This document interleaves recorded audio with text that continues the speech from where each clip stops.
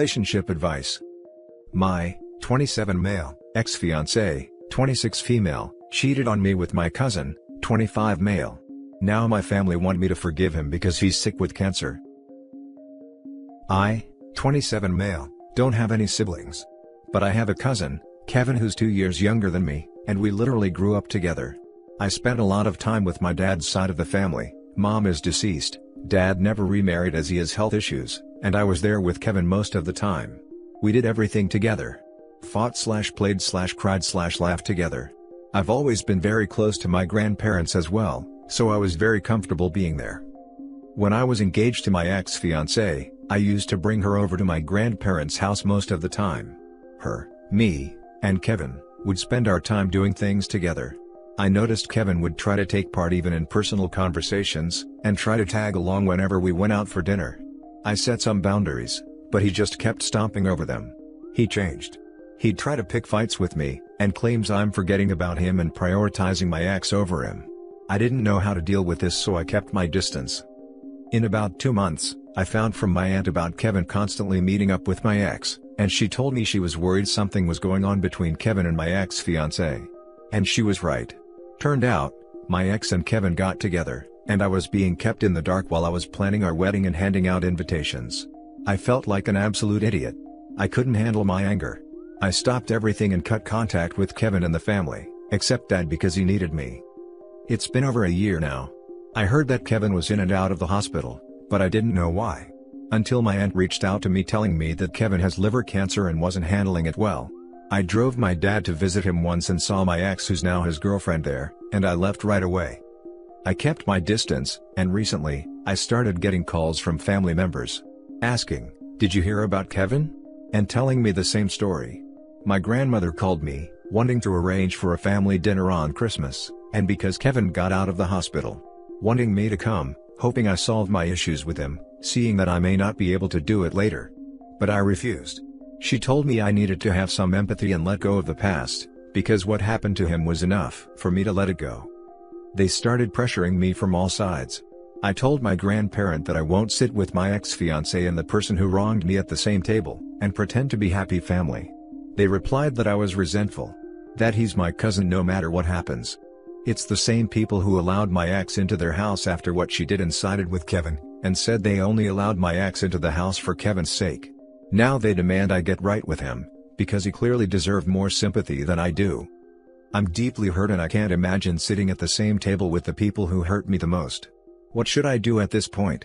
I think everyone is being unfair and refusing or just ignoring what Kevin did to me. Now for the top advice. I'm sorry, but if you shoot yourself in the foot, doesn't matter if you get cancer, you still have a shot foot.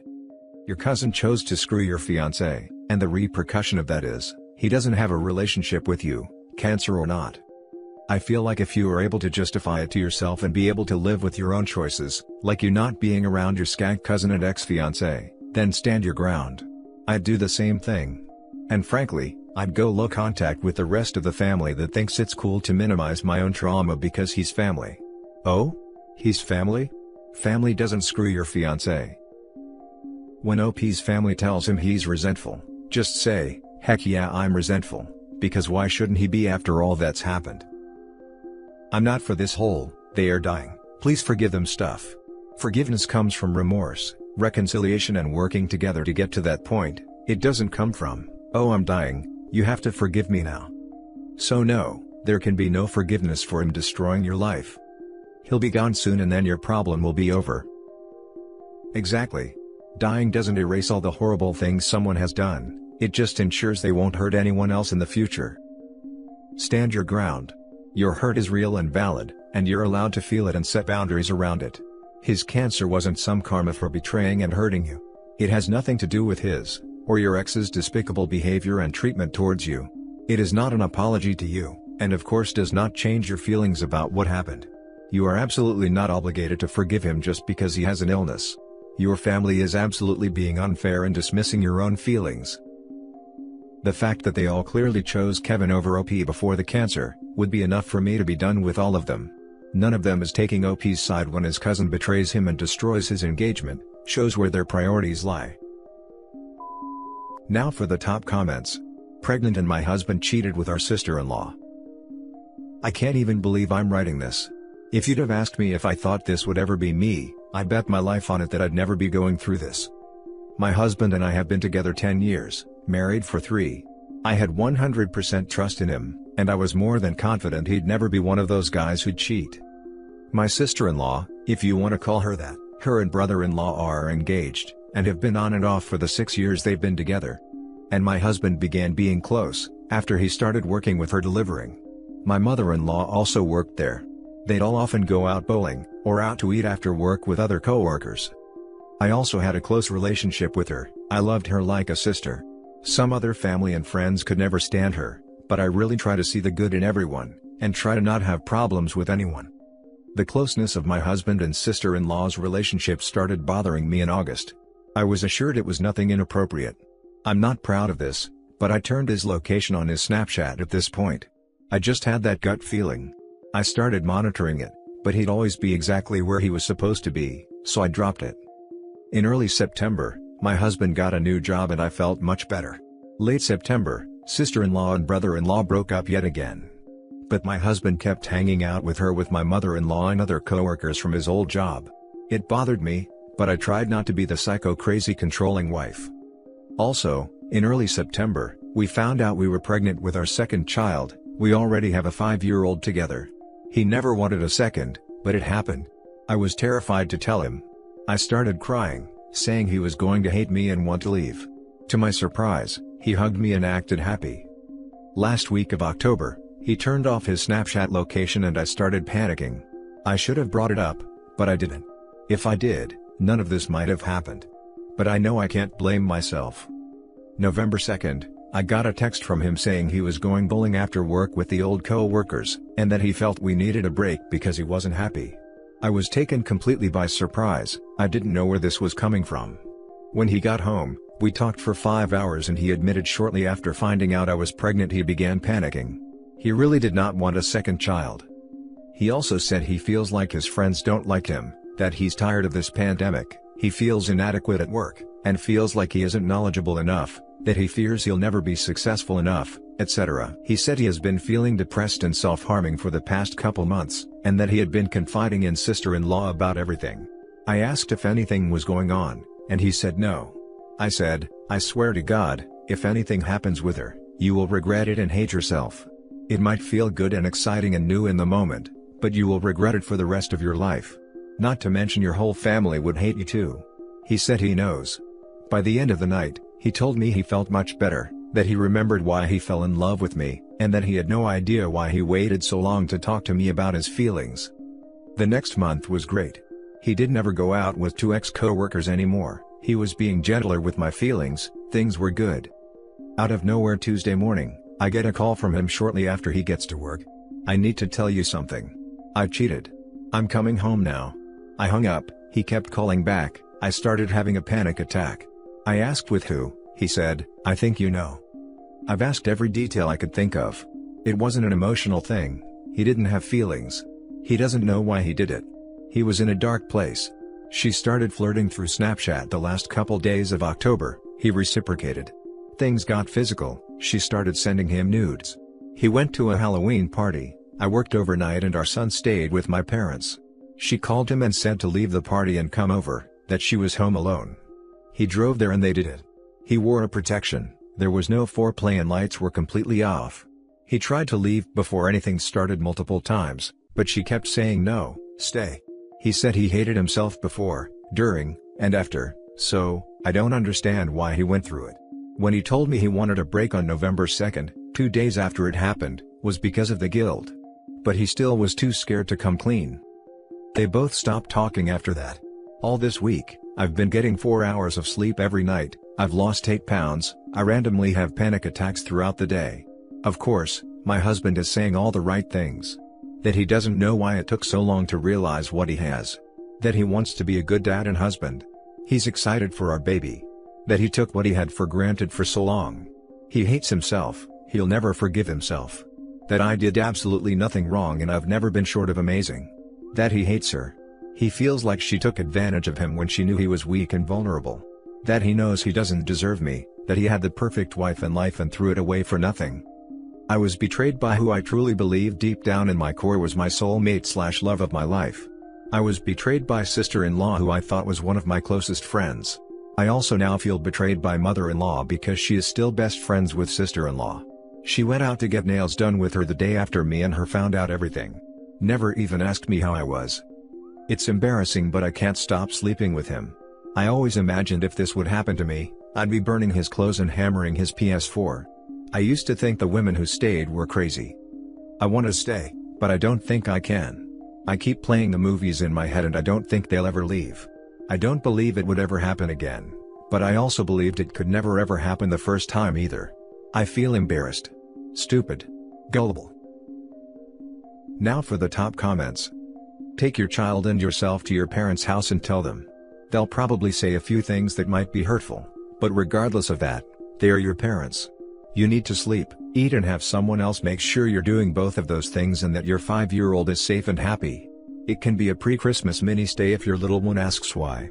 Whatever you think and feel is perfectly normal, but I would distance yourself from him and his family for a while, so that you can concentrate on yourself. Hugs to you. Tell the brother-in-law. She told him already. You believe her? Talk to him anyway.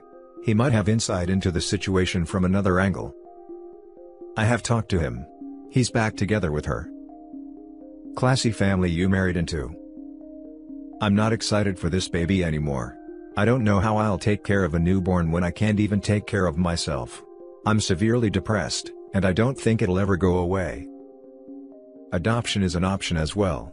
If you're not well, you are in no shape to take care of another. Postpartum depression can get very bad very quick. Your older one needs you here. I'm adopted and I still see my parents. Now for the last story.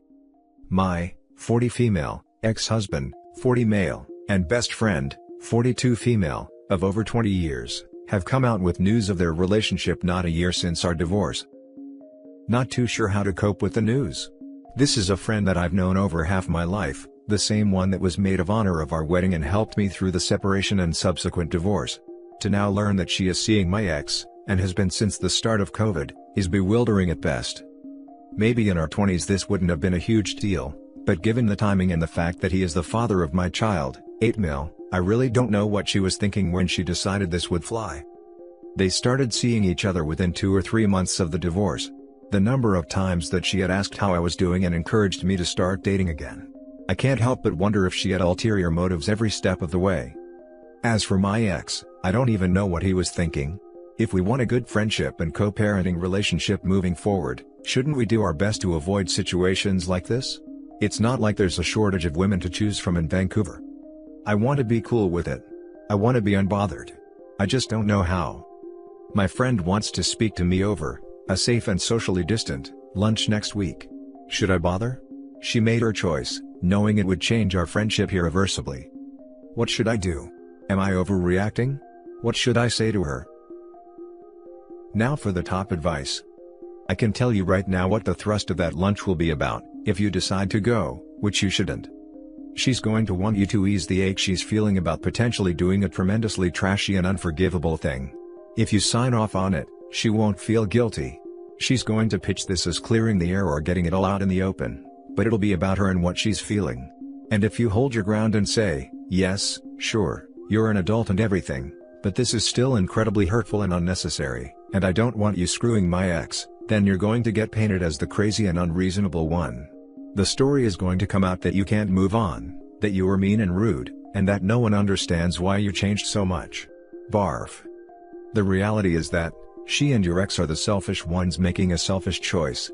Which, let's be fair, is within the rights of adults everywhere. If you want something badly enough, maybe you are willing to be the bad guy and do the selfish thing, and that's a thing you can do. You have to pay for it though, and you ought to own it. Most people won't, but you ought to be able to say, this makes me the bad guy and I did it anyway, sorry/not sorry, and live with the consequences. I'd turn down the lunch, because honestly, what could she possibly have to say that you're interested in? Keep logistically co-parenting with your ex and ignore her. Gray rock them both with any emotional details about how you are, how you're feeling, what your life looks like. They don't get to know. You are willing to discuss who is scheduling the dentist appointments and when you are doing pickup and who is handling soccer practice snacks. That's it. Lastly, now might be an awesome time to get a therapist. Pay someone to be an impartial, supportive recipient of everything. You're not going to shout at your friend, or your ex. Since you can't say it to the human garbage that used to be two people you trust, you are going to have to find someone you can say it to, and a pro is probably best.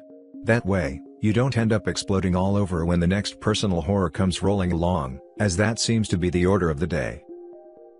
Don't meet with your friend. She is not a friend. You can be civil if you have to cross paths. Definitely agree not to bother with the conversation. It's not for OP's benefit, the friend just wants to assuage her own guilt. She wants your blessing, but the damage is done. What she's looking is the okay or the no and how dare you reaction, to paint you as the evil ex-wife who doesn't want them to be happy. Keep it civil with ex for the kids, but keep that best friend out of your life. And that's it for this video guys. If you have thoughts to share, leave a comment below. Don't forget to hit like and subscribe if you like this content. I'll catch you in the next one. Good day everyone.